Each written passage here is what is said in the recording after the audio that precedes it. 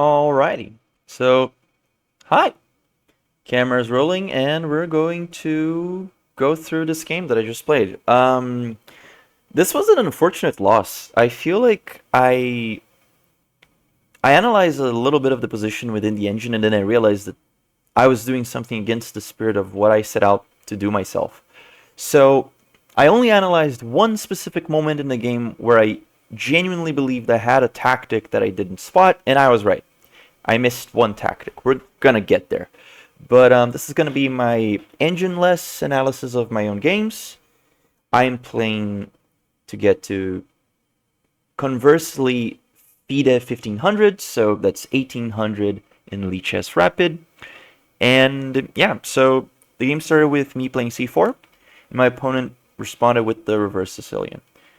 I'm not entirely familiar of the best lines just quite yet, so I played my personal comfort line, which is knight to c3. We see bishop to c4. I am very used to seeing bishop to bishop to b5. c5. I'm very used to seeing bishop to b4 instead, so this threw me off a little. So I started thinking, you're going to notice that I lost a little bit more time than I should have, and then I just realized, you know what, let's just continue the fianchetto program because this is guarded by my knight, so everything is fine. My opponent locked their center, and I thought to myself, okay, I think I just do something different. I thought, and this is specifically because this bishop could no longer go back, that I could attack the bishop, and worst case scenario, that I could also play d4 and try to get this huge break in the center early on. I no longer think that I should have done that. In the game, I was just feeling, I guess, creative or something, but I just didn't want to fianchetto my bishop the way I usually do it. So yeah, my opponent played bishop to e6. And then I kind of went into an irrational mix of panic where I didn't know, should I defend this, or is it okay to just defend with the bishop because they can add a pawn? So should I play a5 to block this? I wasn't really sure, so once again I lost a little bit more time than I should have, and I decided to just put my bishop in the e2 square so that I could castle as early as I possibly could. At the end of the day, I do think that this decision kind of wasn't really good because I feel like this crumpled my piece activity a lot during the middle game. And this is especially noticeable with my black bishop that's just going to sit in c1 basically forever from now on. So my opponent developed their knight, I castled, and they eventually played bishop to b4.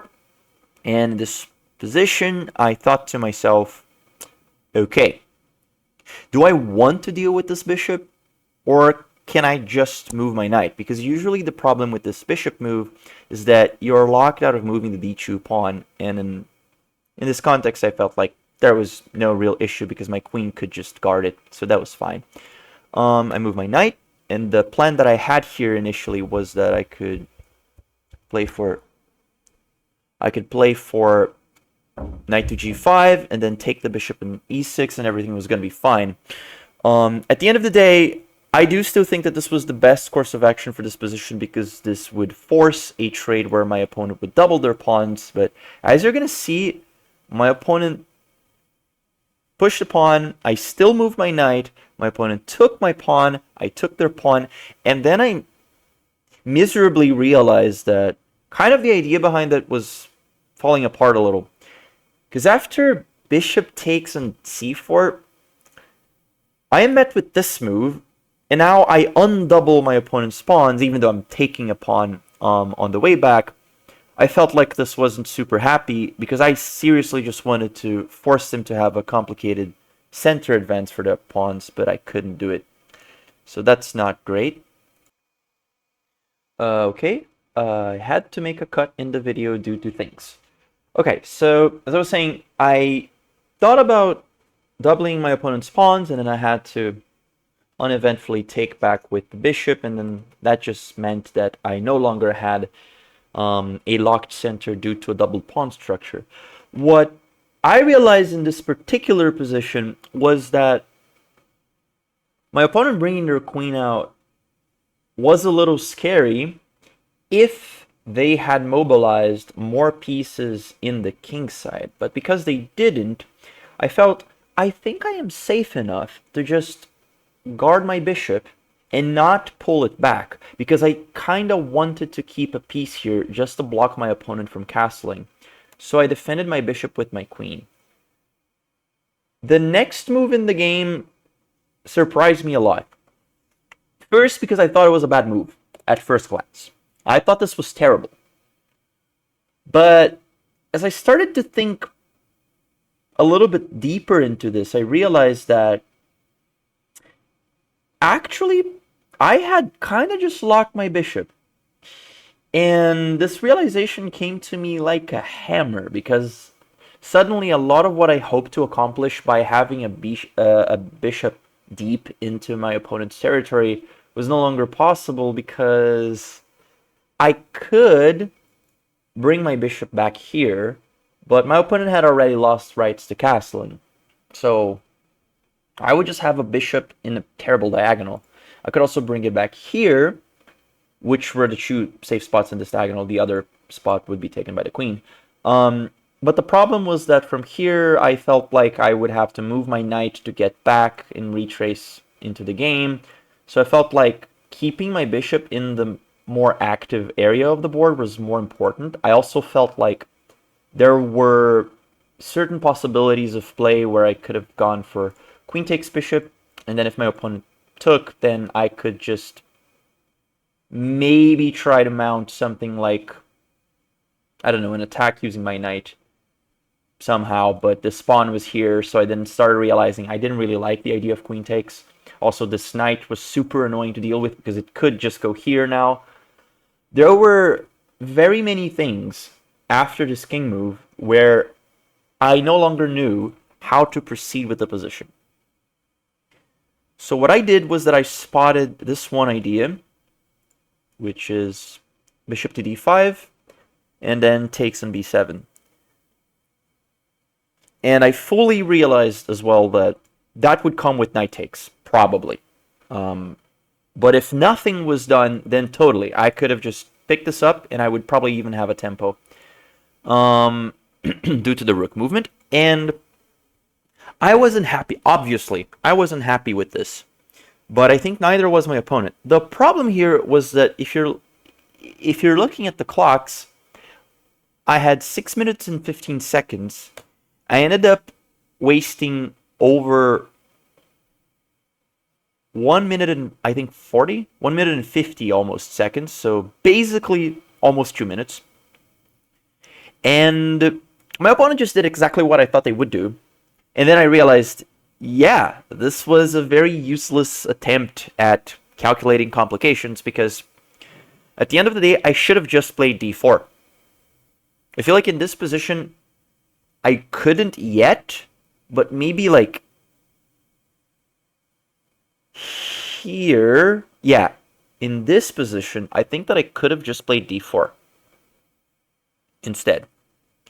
Or did I do that? Yeah, no, I took. So a lot of things were kind of going south. I wasn't happy with my position from this point onwards, and I felt like a little bit of my advantage was gone, and now I was just into basically an equal game where my opponent's knight is inactive, but my bishop is inactive. My opponent's rook is inactive, but both my rooks are inactive. Well, in that sense, we have a good-ish pawn in the center for black, isolated, but still pretty, I would say, defendable, considering the fact that black still has pieces surrounding the pawn, and I have nothing to kind of appropriately push towards the center or even accomplish something with my army of pawns. By the way, you're going to notice that I do have a 5-3 with 1-2 islands majority on this side and a minority on the queen side.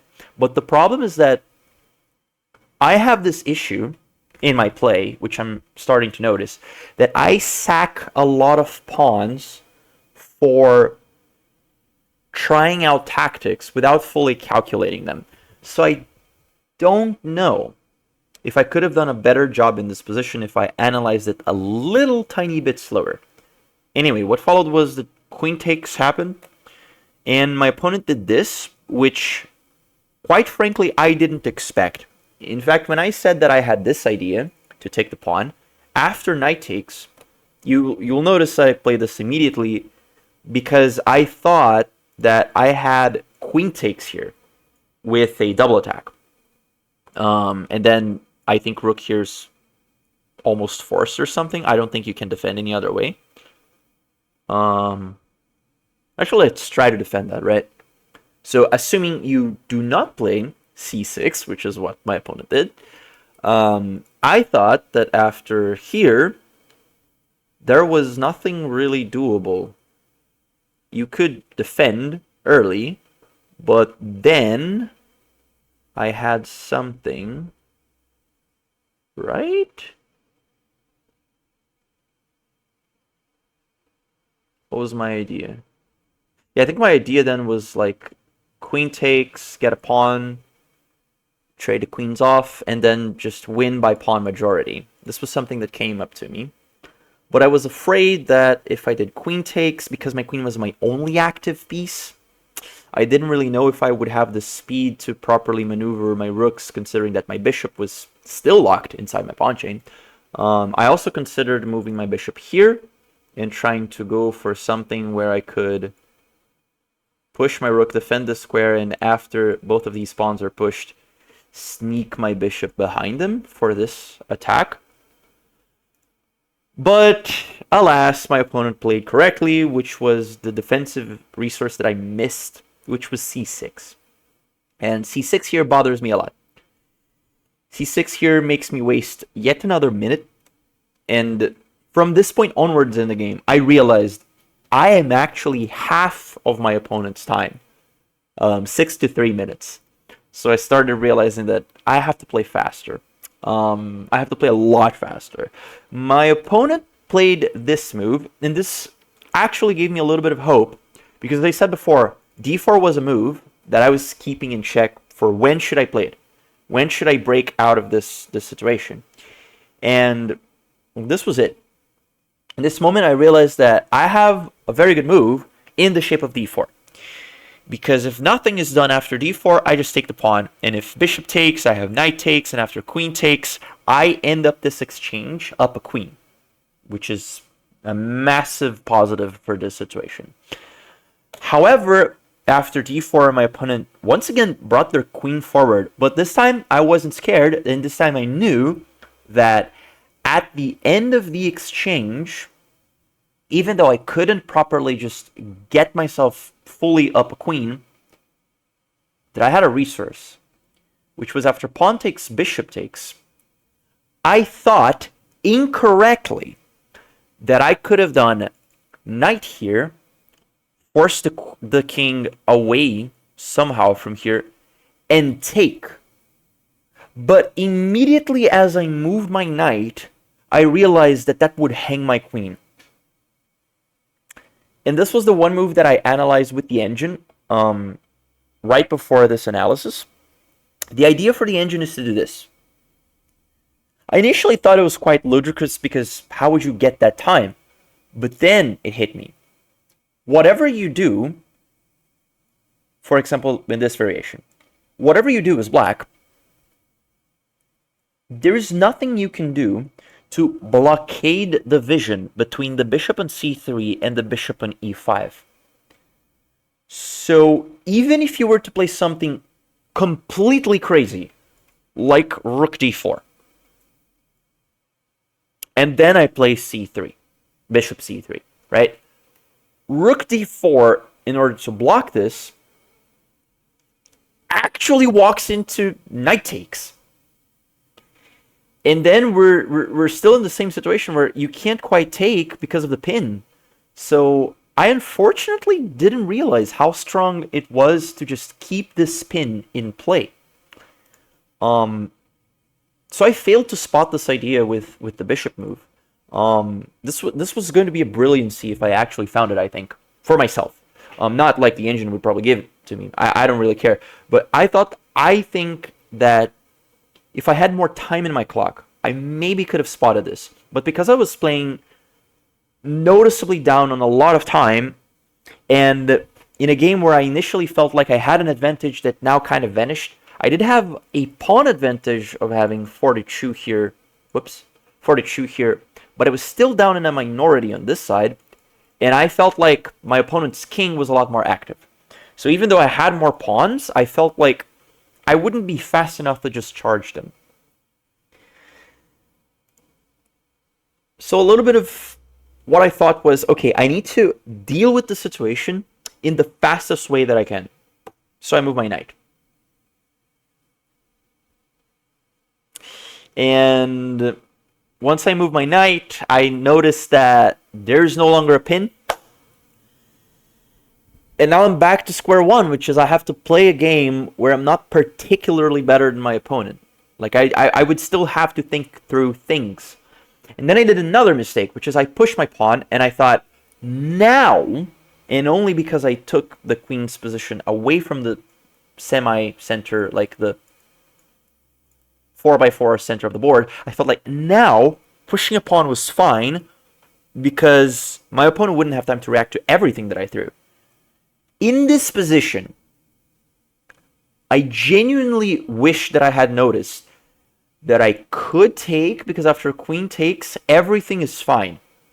I can hold these by just assembling my rooks together, because my opponent still has to take a tempo to get their other rook off, and by the time that they do this, it is okay. I have this bishop move. And if they do this, it is also okay. I have this rook move, and then this pawn is easy to guard with the rest of my army. I didn't notice that. I took with the pawn. And that gave my opponent the one tempo they needed to get my queen out of the center of the board.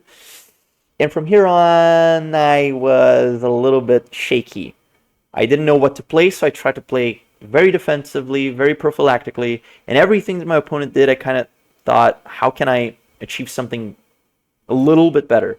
The only thing that this bishop was doing here was defending this pawn. It can also do this from this square. I thought about putting the bishop here, but then I felt like I was limiting my movement, whereas here I would still have the option of going to the other side of the board if I eventually needed to do so. So that's why I moved it this way. I also thought that after this move, I didn't know if this was particularly threatening because I could just move my bishop or, I don't know, push... Sorry, not push, but first push like a pawn or something, and then force the queen out. I also thought that if this move happened, this was also not particularly scary. Nothing here is undefended. I think that all of these squares are fine. And I also came to the realization that this square, if I actually eventually had pawn moves, I would be able to put my queen here and maybe defend it indirectly in the future as well. Another something that popped into my mind was playing pawn forward, pawn takes, queen takes, just to get a check, be up a tempo, and after this king move, I would have bishop here. But unfortunately, I don't think that this idea was fully concrete, because after pawn here, there is the opportunity that my opponent just plays here. And then what do? If I push, I can no longer use this square for the queen. I would still have to go here, but then I drop the pawn that I was defending. A lot of very insufficient ideas. So another thing that did come to my mind was the idea of going check and then check, because I didn't realize the king could go here. And then my opponent plays knight f5, which I thought, that's no problem. I just do my checking idea. And once again, my opponent does the one move that I seem to miss. So the defensive recourse of just putting the king there works, unfortunately, because what I failed to realize was that I thought, but just queen here. Oh, but knight takes. Well, but then just rook here. Oh, but then queen takes with check. And then after here, there's just no more happiness for me in any way, shape, or form. So there were a lot of issues with how this game went on, which were based on the fact that I couldn't calculate sufficiently because I was afraid of my clock. And then as the game went on, I tried to just simplify so that there were fewer complications on the board. I ended up dropping the pawn.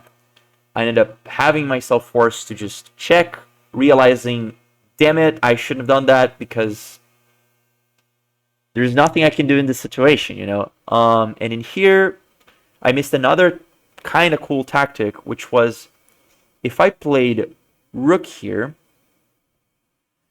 and my opponent took with the rook, I had this spin because my rook is defended, so the queen can't just take it. And the other issue is that if you do this, well, you can't because pinned. But if you do something like, I don't know, this, again, you can't because you're pinned. See, the pin was strong, but I didn't really catch a glimpse of it. So black was just basically not gonna be happy. They couldn't do much, and I didn't even know. Like, if I had seen this, the game would have gone completely differently. But unfortunately, I just pushed the pawn. And I pushed the pawn because I felt like this was a better move for absolutely no reason. I'm pretty sure that after takes, I could have taken with the knight, but I mean, I could have taken with the rook, but I realized that if I took with the rook, there was something funny.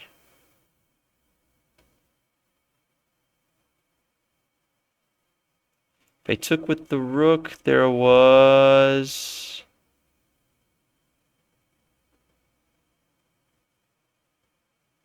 one specific idea that I think I really didn't like, which was this, with the queen defended by the knight. And after, God knows, something like this, I still don't think that I had the greatest of times because... Oh, but then I take the knight. Oh my god.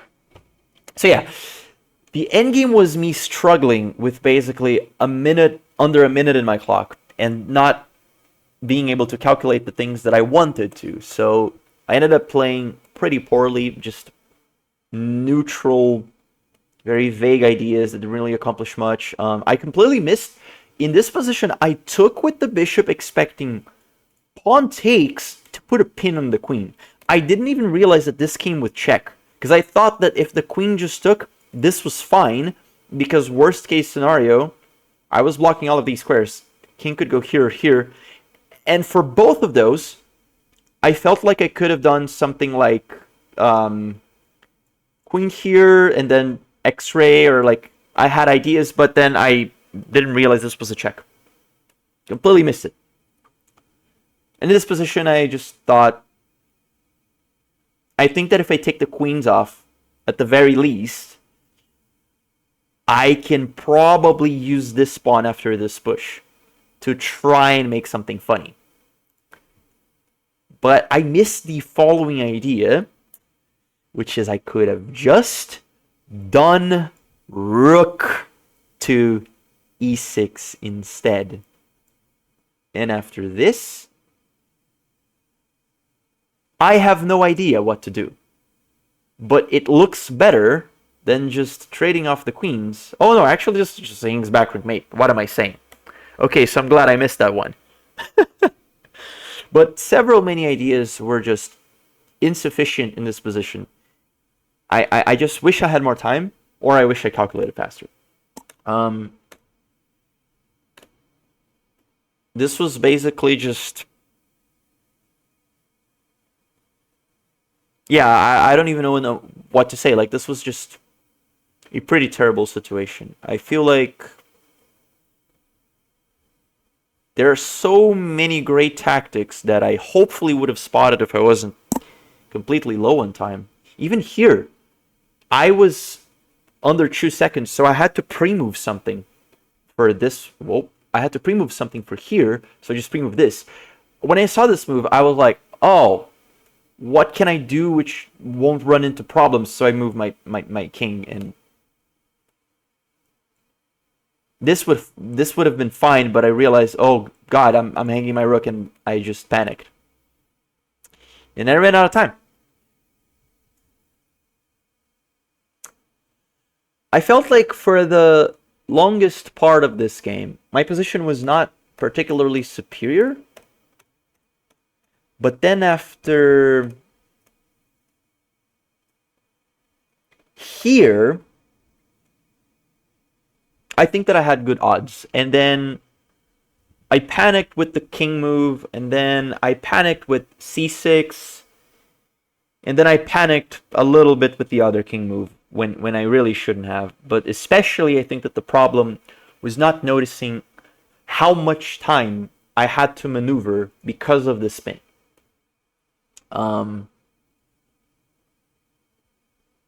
Yeah, like I basically could have done 1 billion things differently, but the one key thing that I think I really missed that I shouldn't have was the idea to just move the bishop, which was my biggest complaint during the entire game to myself, which is I need to move my black bishop, I need to move my black bishop, I need to move my black bishop, and I couldn't do it. And I think that this was really the fatal loss of the moment. In fact, I'm going to plug the engine, and exactly in this position, after the move king e5, the engine says plus 6. Plus 6.1. Plus 6.1. Immediately drops to plus 3.5. King moves back. I move my pawn. Immediately drops to plus 0.7. So this was a really, really big blunder from me because I'm not used yet to weaponizing pins into ways to gain tempo, which I feel like it was the thematic loss of this game. Because right before the pin too, I spent over, let's see my opponent's time and my time. Yeah, so basically up until here, when I played queen b3, I lost a minute. But this was because I was thinking about how to proceed, if I wanted to trade the bishop or not. And I wasn't really sure, but then I realized I can't lose time on this, let's just play safe. But from here onwards, I went from 6 minutes 15 and my opponent at 6:45 to 4:22, my opponent still at 6:23. 4:21 with my opponent still at 6:23, now 6:12. 4:21 to 3:26, and my opponent's still at 5:26. So I basically wasted around 4 minutes to 1 in what wasn't a super complicated bit of the game. And then at this exact position where I had an advantage, a solid advantage, I didn't waste enough time. I was afraid of wasting more time. So I went from 5.9 to 6.1 to 3.5 to 0.6, and that's just not how you want to play the game. And the main reason why I played this pawn move was that I completely forgot that bishop takes was in the menu. I thought long and hard about this position, and the only thing that I saw, because I calculated for very little, was maybe bishop back. And that's just not it. So I don't know if what I'm missing here is just more puzzles or if it is more playing games to find these ideas, but I really am a little disappointed with myself because I feel like the bishop idea of moving from c1 to d2 back to c3 to target the pinned bishop and just double down on the attacked piece, it was something that I could have thought of. And I think that that's the bit that hurts the most. I even considered the insanity of g4, which the engine says you can counter by doing this. And then after here, here, here. Yeah. And then clearly you see why the engine is the engine. But I was under the impression that there was something smart to do here. I knew it. But I also knew that I had 3 minutes against my opponent's 5. So I guess the clock happens. But yeah, this was a pretty okay game, and I hope that the analysis was good. See you guys next time.